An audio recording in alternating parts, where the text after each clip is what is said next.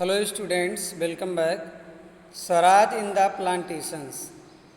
Workers too had their own understanding of Mahatma Gandhi and the notion of Swaraj. तो जो workers लोग थे स्वराज का अपने अर्थों में उनका अलग मतलब था, अलग समझ थी जो गांधी जी स्वराज के लिए लड़ाई लड़ रहे थे। सबको संगठित भी पूरे देश को करा रहे थे कि सब लोग संगठित होकर के स्वराज की मांग किया जाए। स्वराज मीन्स होता है अपना राज, मीन्स अपने देश का शासन हो। लेकिन जो वर्कर्स लोग थे उनकी अलग अपनी नोशन थी, अलग विचारधारा थी कि हम लोग यहाँ पे जो मजदूरी कर रहे हैं, बंधुआ मजदूरी, हमें अपने घर आने जाने का मौका मिल जाए, हमें यही हमारे लिए स्वराज है। तो workers too had their own understanding of Mahatma Gandhi and the notion of Swaraj.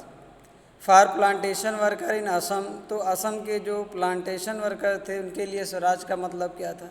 Freedom mean the right to move freely in and out of the confined space in which they enclose. तो जो असम में जो प्लांटेशन वर्कर थे वो चाहते थे कि जिस जो कन्फाइंड एरिया में वो रह रहे हैं, जहाँ पे उसको वहाँ से अंदर बाहर आने जाने की आज़ादी मिल जाए, यही उनके लिए जो है यही स्वराज था।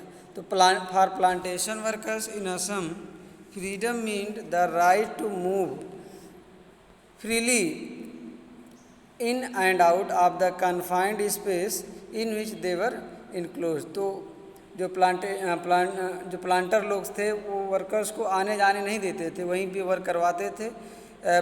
बड़ा रेयर ही केस में ही जो है ये अपने घर आ पाते थे, नहीं तो वहीं रहते थे जहाँ पे प्लांटेशन हुआ रहता था।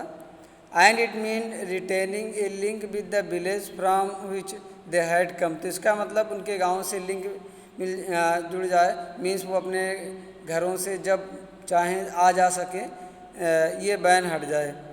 Under the inland immigration act of 1859, तो एक इनलैंड इमिग्रेशन एक्ट पास हुआ था 1859 में। इसके तहत plantation workers were not permitted to leave the tea garden without permission. तो जो प्लांटेशन वर्कर्स थे ये बिना परमिशन के गार्डन को छोड़ नहीं सकते थे, मतलब अपने घर नहीं जा सकते थे। And in fact they were rarely given such permission. और सत्य ये है कि इनको बड़े मुश्किल से ही परमिशन मिलता था, मीन्स मिलता ही नहीं था। When they heard of the non-cooperation movement, thousands of workers defied the authorities, left the plantations and headed home. तो जब ये लोग नॉन कॉपरेशन मूवमेंट के बारे में सुना तो हज़ारों वर्कर्स उनके अंग्रेजी सत्ता को मात देते हुए प्लांटेशन को छोड़ दिए। एंड हेडेड होम मीन्स घर की तरफ चल दिए। They believe that Gandhi Raj was coming, और ये लोग यही विश्वास किए थे कि गांधी राज आने वाला था। And everyone would be given land in their own village, और प्रत्येक को अपने गांव में ज़मीन दी जाएगी। तो सब वर्कर्स को यही विश्वास था कि गांधी राज आने वाला है और उस गांव में सबको ज़मीन मिलेगी, और चलो गांव सब लोग। They however never reach their destination, यद्यपि ये लोग अपने घर नहीं पहुंच पाए, अपने लक्ष्य तक नहीं पहुंच पाए। डेस्टिनेशन मीन्स होता है target, goal. Stranded on the way by the railway and steamer strike, तो ये लोग रास्ते में ही फंस गए क्योंकि रेलवे पर भी जो है और स्टीमर्स जो थे वहाँ हर जगह जो है स्ट्राइक चल रहा था। गाड़ियाँ, रेलगाड़ी ठप थी, स्टीमर भी ठप थे, तो कैसे ये लोग अपने टारगेट तक पहुँचते, मीन्स अपने घर तक। They were caught by the police and brutally beaten up, तो ये पुलिस के द्वारा पकड़े गए, अंग्रेजी सेना इनको पकड़े और काफ़ी बुरी तरह इनकी पिटाई की।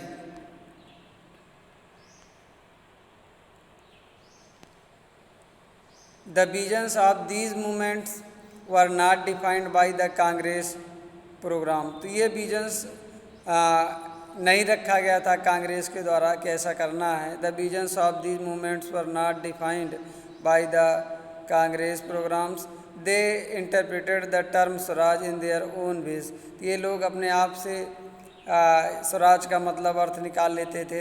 Interpreted means explained the term Swaraj in their own veg, imagining it to be a time when all suffering and all troubles would be over। तो ये लोग ऐसा इमेजिन कर लेते थे कि अब सारी समस्याएं, समय आ गया है कि सारे कष्ट, सारी समस्याएं सब खत्म हो जाएंगी।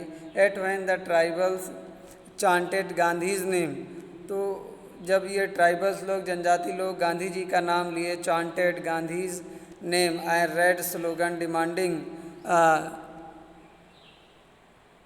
स्वतंत्र भारत, और ये लोग ये डिमांड करने लगे, ये नारा लगाने लगे ट्राइबल्स लोग, स्वतंत्र भारत। They were also emotionally relating to an all India agitation when they acted in the name of Mahatma Gandhi or linked their movement to that of the Congress. They were identifying with a movement which went beyond the limits of their immediate locality। इस तरह से tribal people भी participate किए जो है। यहाँ पे figure number 5 है, चौरी चौरा 1922 में एट चौरा चौरी इन गोरखपुर। तो ये गोरखपुर में है Chaura Chauri. At Chaura Chauri in Gorakhpur a peaceful demonstration in a bazaar turned into a violent clash with the police. तो एक पीसफुल डिमॉन्स्ट्रेशन हो रहा था, शांतिपूर्वक प्रदर्शन चल रहा था बाज़ार में, अचानक ये वायलेंट हो गया जो है, मीन्स हिंसक घटनाएं हो गई पुलिस के साथ।